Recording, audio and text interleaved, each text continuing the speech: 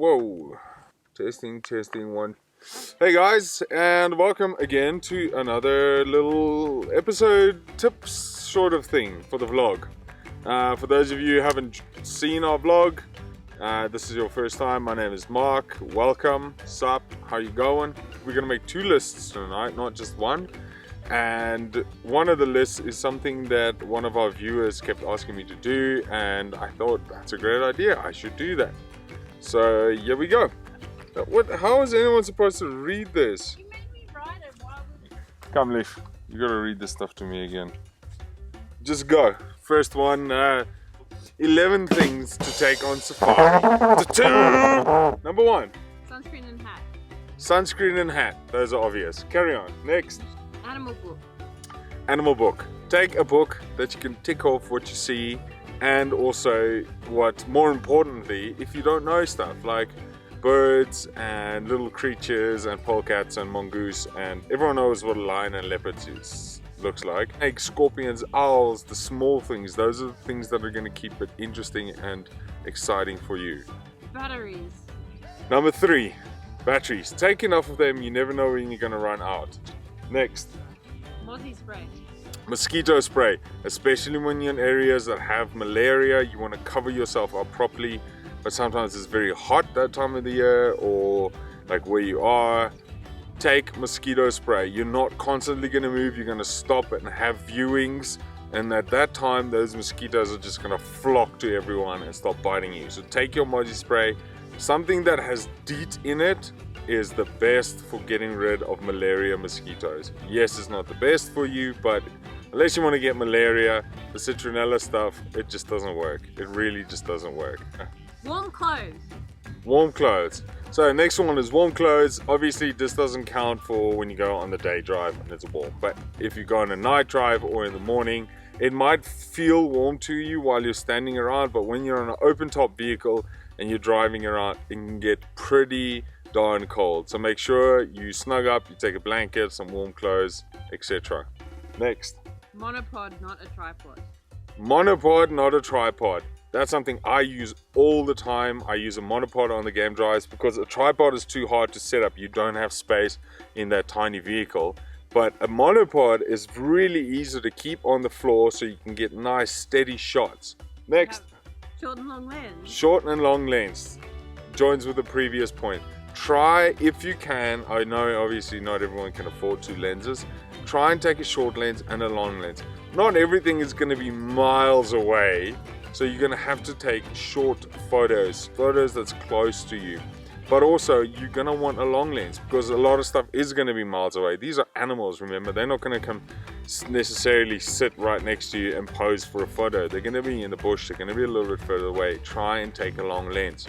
And please, don't take an iPad. You look ridiculous when you take an iPad. Seriously, when you're standing there with your giant iPad and your whole face is lit up in the middle of the night and you're trying to take photos, or in the day and you're trying to take photos, you're just not going to see it. I've seen people, lines are like 40 meters away under a bush, you can hardly see any of it. I'm sitting there with my 600 lens cropped halfway to, or double cropped to 1200mm. I'm getting some nice like shots of what's sticking out, and then there's someone with a giant iPad trying to take photos, like, or a GoPro. You're not going to see anything, don't bother.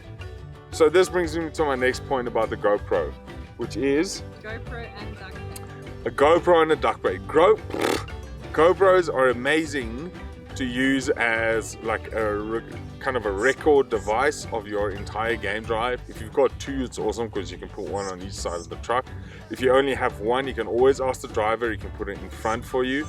The way you can attach the GoPro so you don't have to hold it every time you can shoot with your camera, just take some duct tape. I take a roll of duct tape and my GoPro and I just strap it to the side of the car, just, you know, a few strokes over, and I hit record when we start going, and you get an amazing time lapse the whole way through from start to finish. And sometimes when something happens that's unexpected, for instance, the other day we saw black rhinos.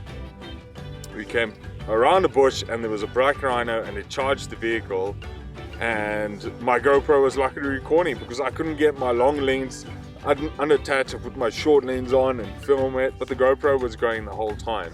So GoPros are super handy for that reason, but please don't try and take a telephoto zoom photo or a 100-meter photo with a GoPro. Why not? A good pair of binocs are super important. Like if you can afford a pair of good binocs, take some. You're not just going to want to look through your camera every single time. Sometimes you're moving fast and you can't find the subject in your long lens. You just want to pull out the binocs, have a quick look, carry on. And also if you don't take a camera, make sure you take a good pair of binocs. Drink. Water or refreshments. Sometimes these game drives can get really, really long. Make sure you take some refreshments. Even if they provide you with refreshments, try just to take a bottle of water yourself. Because you never know how long through the game drive it's going to be before you get some water, and it might be like I am now, really thirsty. Luckily I have water right here.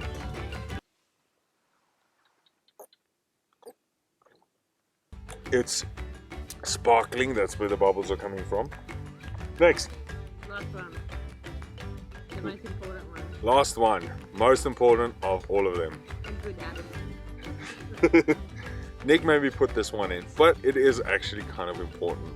Guys, I've seen people be miserable on game drives because they don't see the big 5 in a half an hour, and then they just sit and chat to their friends and they just spoil it for everyone else, including themselves. Take a good attitude, be kind to the rest of the people, and thoughtful of who is on the truck with you, whether it's a truck or a buggy, big, small.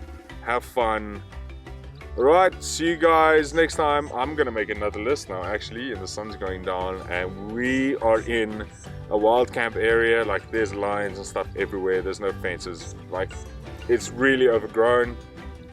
So a lion or a leopard or something or a hyena could come out of the bushes at any time now, we don't know, and so we want to get the fire going. But that's it for now, so I'll see you guys later. Ciao.